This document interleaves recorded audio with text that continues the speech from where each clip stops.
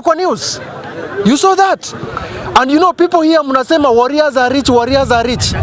The problem with us, we are hiding behind religion. That is our bigger problem. And I want to use this statement. Okay? Yes. No. Let me respond to ndugu yangu. Okay, sawa. Tunatumia dini. Tunatumia dini. Wacheni niwape mfano. Mimi pia ni mwanafunzi, sina mengi, lakini akirudi nimepledge shilingi 300 kwa hiyo nini yake. So akitoka hapa nitalipa hiyo nini yangu.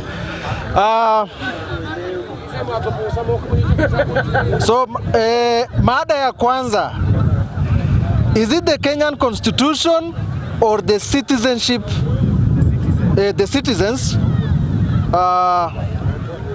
Something. Ebu nisome tu. Yes, maandishi. I can even frame it. Okay. Is it the Kenyan constitution or the citizens which makes Kenyans slaves in their own land? Thank you so much. I come from Isiolo County. Strategically we call ourselves the center of Kenya. Na vile nilikuwa pale bunge la mwananchi Jivanji, tuko na mpango ya kuanzisha bunge la mwananchi Isiolo na Marsabit mwaka huu, because we want to take this spirit to other counties. My brother, I will use what is happening in northern Kenya. Unajua, a good number of you are here saying warriors have money, warriors are rich. Yeah, we are rich. I want to disagree with that statement today. First of all, yes, there are people who have money. There are people who are hardworking businessmen and businesswomen. But I would like to point to the mediocrity of the leaders we've elected. I'm not going to blame the Kenyan constitution. I will blame the leaders we've elected. When there is a flood in this country, hautaskia Kisumu County complaining, hautaskia Kiambu complaining. When there is a flood in this country, northern Kenya is the one which is complaining. When there is famine in this country, kukiwa na bala njaa, hautaskia Kisumu ikilia ama Siaya ikilia, utasikia ni Garissa, Wajir, Mandera.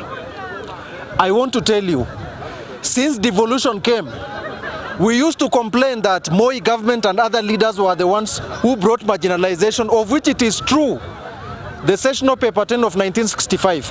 But from 2010, the marginalization in northern Kenya, and I'm speaking to your question, is not because of the constitution, it is because of the leaders we've elected.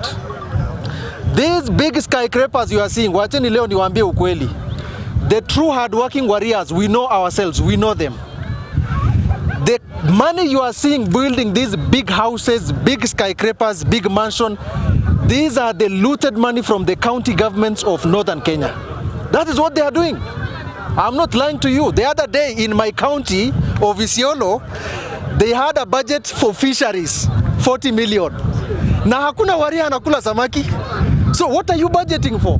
If the local consumption of fish in my county is less than 1% and you are budgeting 1 million, I mean 40 million for that, that is total thievery. Okay? And secondly, just to use another example, my friend, I would like to use which example for Garissa County government. We had a director for water and sewerage company who had a fake certificate, and he has been director for the water company for close to 8 years. Simuliona hiyo kwa news?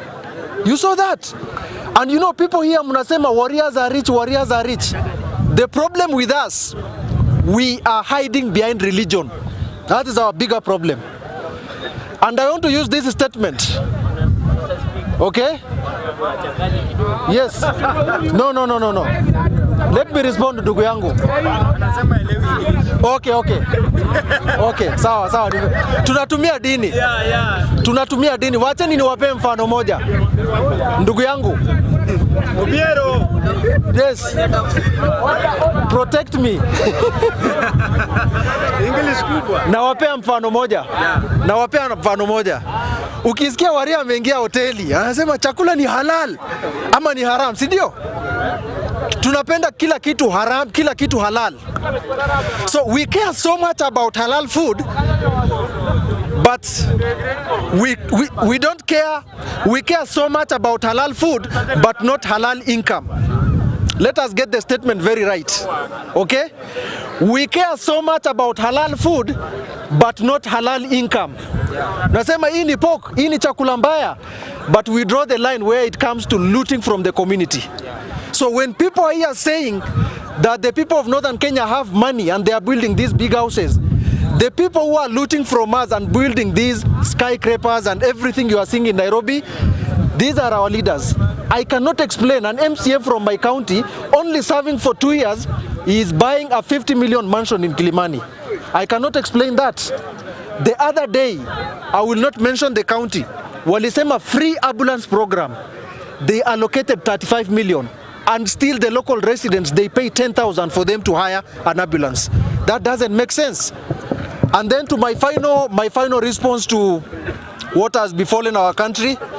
Actually, one of those guys who died in the plane crash, he's a guy from home. He's my friend, Captain Mohammed Sora, and may God rest his soul in peace. Just a minute. What do you are? Yes. Yes. Yes? Halal. Right of reply. Yes. Yes. When you mention halal, Yes. when you're a Muslim, you understand it very well. But if you are not from a Muslim side, Yes. for you to understand halal is very difficult. But I will try to answer it. Yes. And I know where I'm wrong, you will correct me. When we mention halal, if many of you happen to go to any butchery, umeona imeandikwa halal butchery. The word halal is understood very well by the Muslim. It means kitu yenye imechinjwa na Muislamu, na saa zile anachinja anaomba Mungu, anatoa uhai ya hiyo kitu. Kama ni ng'ombe ama ni kuku, anakata na anaomba. Kuna wanajua, I used to know it. Kuna maombi wanaabudu akikata, inamaanisha naomba Mungu, anatoa uhai ya kiumbea. So when you say halal, si kitu imenyongwa like some other guys are doing. I think I'm right, Mr. Speaker. Yes, and actually to add on that, halal also means getting your dues without looting from the poor. Okay? Getting your money without harming the most vulnerable in the community. I'm telling you one thing, Miss Itawadanganya. You cannot describe someone owning iPhone 15 as rich. That is not. Unajua, you guys have been using this statement that ukiona Waria akona iPhone 15 and everything. Our poverty level in Northern Kenya stands at over 65%. Illiteracy level is over 60%. So who is rich here? The leaders who are looting. Actually, if you want to find governors for Northern Kenya, you don't have to go to those counties. You just need to be in Kilimani. They all have their houses there. Okay? As I finish on the CDF issue, the plane crash. I'm a Muslim. I'm allowed not to comment on issues that I don't have knowledge about. But this is what I will have to say. For those CDF General Francis Ogola, Captain Mohammed Sora, who is from my home, tunawaombea Mungu na Mungu ailaze roho yenu mahali pema peponi. And my urge to the Kenyan government, it is high time, even if it is in terms of budgeting, we need to say goodbye to World War, to the Second World War, to the Cold War kind of transport system. One thing we need to agree is our logistics system is outdated. We don't have to use these old helicopters. We need to look into our maintenance, because the people who are using these are the people who are protecting our country. Every man and woman in uniform, they are taken the oath of protecting every Kenyan. So we mourn with them and we pray for them, and we also urge the government to have a speedy conclusion of the investigation. Thank you so much. Nimeshukuru.